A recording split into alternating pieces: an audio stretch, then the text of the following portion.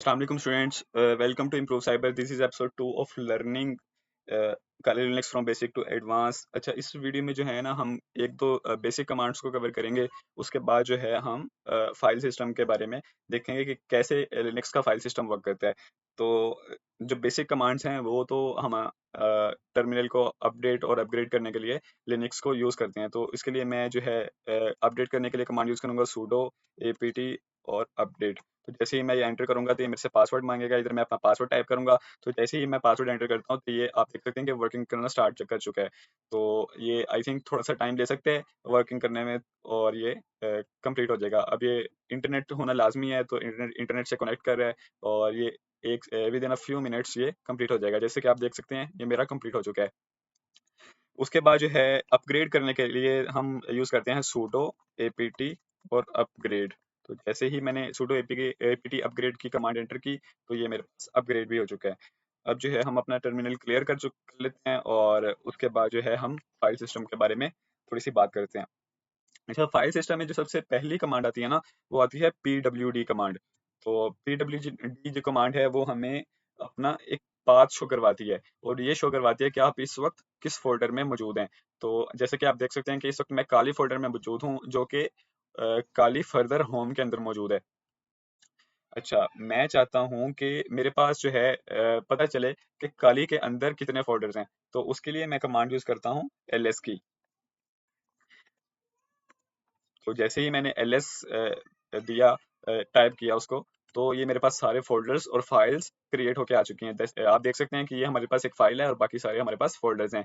जो blue colour में है वो सारे फोल्डर्स हैं और जो व्हाइट कलर में है ये सारी फाइल्स हैं। अच्छा, आपने कभी सोचा होगा कि जो काली लिनक्स है वो इतना सेफ है तो उसके अंदर जो है कुछ हिडन फाइल्स भी तो होती होंगी। तो उस हिडन फाइल्स को शो करवाने के लिए हम यूज करते हैं ls माइनस ए। अच्छा, इसको फ्लैग भी बोलते हैं हम माइनस को, और इसको जो है हम हाइफन भी बोलते हैं और इसको माइनस भी बोलते हैं। जैसे आपको इजी लगे आप बोल सकते हैं। तो ls माइनस ए करूंगा तो ये मेरे पास जो है सारी हिडन फाइल्स आ जाएंगी। आप देख सकते हैं कि सारी मेरे पास हिडन फाइल्स आ चुकी हैं। उसके बाद जो है एक कमांड यूज होती है ls हाइफन एल के साथ। तो ls हाइफन एल जो है ना, ये आपको परमिशन दिखाता है और उस फाइल के बारे में डिटेल्स दिखा देता है। इधर आप देख सकते हैं कि ये जो मेरे पास फाइल्स और फोल्डर्स आ रहे हैं ये सिर्फ वो हैं जो कि हिडन नहीं है। अब मैं चाहता हूँ कि जो मेरे पास हिडन फोल्डर हैं और जो फाइल्स हैं वो भी सारी एक पूरी डिटेल्स के साथ आए। जैसे इसकी परमिशंस के साथ है, इसकी डेट के साथ है, उसके टाइम के साथ है।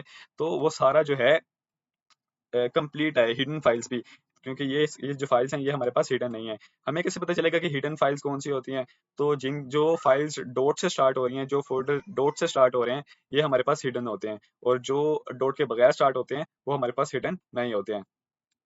तो अब जो है हम कमांड यूज करते हैं ls माइनस al की। तो जैसे ही मैं ls माइनस al की कमांड यूज करता हूँ तो ये मेरे पास हिडन फोल्डर भी आ गया है और उसकी परमिशंस भी आ गया और उसकी वो सारी डिटेल भी आ गई है। और ये जो बाकी दूसरे फोल्डर हैं वो भी आ गए हैं और हमारे पास जितने भी उसकी परमिशन उसका बायोडाटा है वो सारा आ गया है।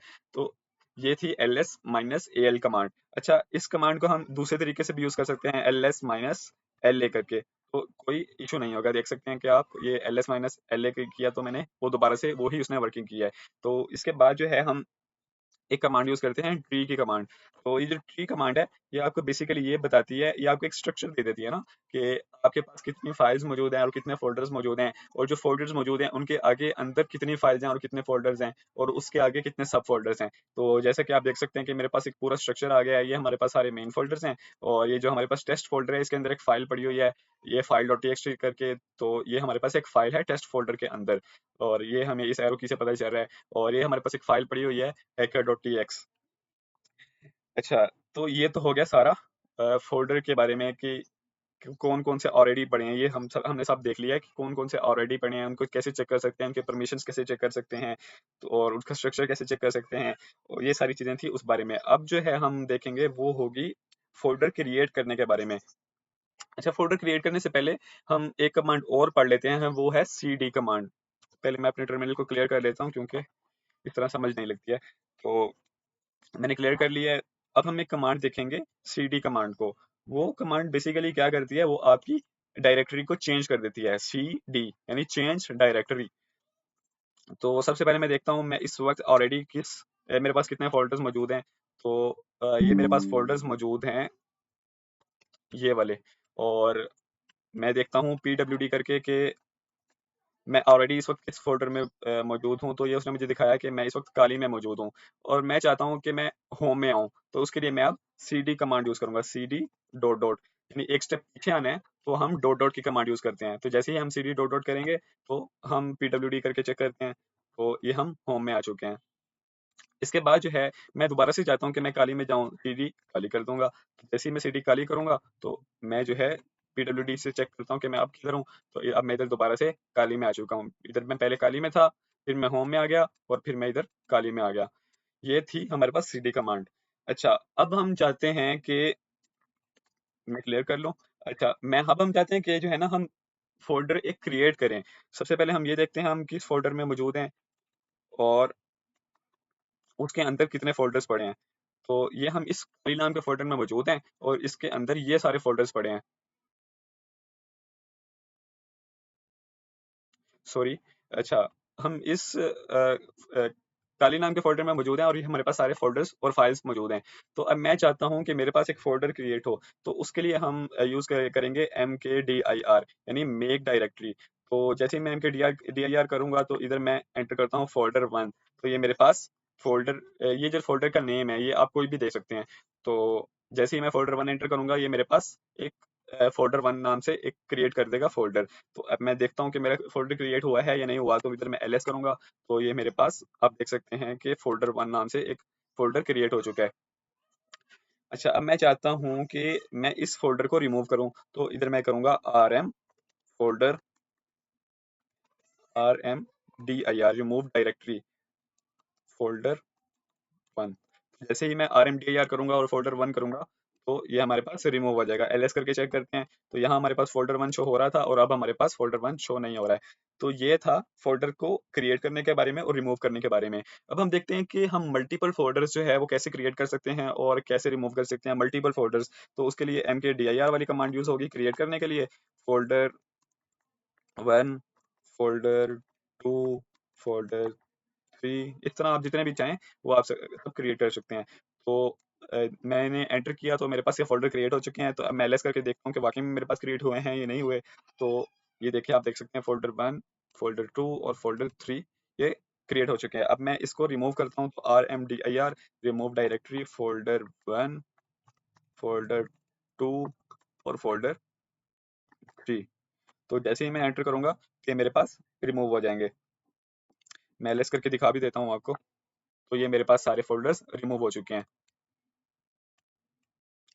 अच्छा, ये तो था सिर्फ क्रिएट करने के बारे में। अब मैं चाहता हूँ कि मेरे पास ऑलरेडी फ़ोल्डर पड़ा है, जैसे फॉर एग्ज़ाम्पल हैकर1 हमारे पास फ़ोल्डर पड़ा है, हम इसको रीनेम करें, यानी इसको इसका नाम चेंज कर दें।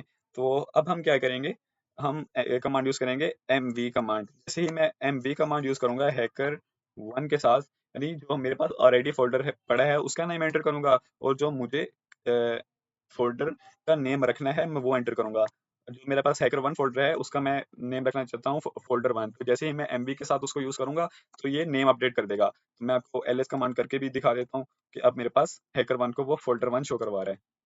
इस तरह हम अपने फ़ोल्डर की रीनेम दे सकते हैं। अच्छा, ये तो था सारा फ़ोल्डर क्रिएट करने के बारे में। अब हम देखते हैं कि हम जो है फ़ाइल कैसे क्रिएट कर सकते हैं। तो फ़ाइल क्रिएट करने के लिए जो कमांड यूज़ होती है वो होती है टेस्ट कमांड। तो जो टेस्ट कमांड होती है इससे हम फाइल क्रिएट कर सकते हैं। जैसे कि mkdir कमांड से, यानी मेक डायरेक्टरी से हम अपना एक फ़ोल्डर क्रिएट कर सकते हैं और rmdir से रिमूव डायरेक्टरी से हम अपना फ़ोल्डर को रिमूव कर सकते हैं। इसी तरह हम जो हमारे पास कमांड है इससे हम अपनी फाइल को क्रिएट कर सकते हैं। अब हम फाइल क्रिएट करने के लिए टेच और उसके आगे फाइल का नेम, फॉर एग्जांपल मैं कर देता हूँ इधर hacker1.txt करके फाइल क्रिएट कर देता हूँ। तो ये हमारे पास एक फाइल क्रिएट हो चुकी है। तो अब मैं दिखाता हूँ आपको वाकई में क्रिएट हुई है या नहीं हुई। तो ls करेंगे तो ये हमारे पास आप देख सकते हैं कि hacker1.txt के नाम से एक फाइल क्रिएट हो चुकी है। तो अब जो है इसको हम रिमूव करेंगे, तो rm से हम इसको सिंपल rm से तो रिमूव कर सकते हैं। अब मैं इसको hacker1 को रिमूव कर देता हूँ, hcker1.txt। तो ये अब हमारे पास रिमूव हो जाएगी। मैं ls करके आपको दिखा देता हूँ। तो ls जो कमांड है ये काफ़ी यूज़ होती है। इसको आपने जो है बार-बार एक दफ़ा समझ लेना है ls को, जहाँ मैंने समझाई हुई है।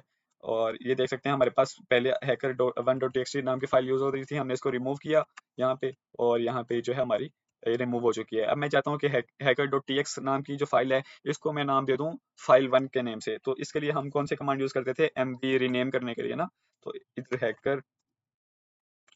hacker.txt जो कमांड थी इसको मैं देता हूँ file1 के नाम से रीनेम कर देता हूँ।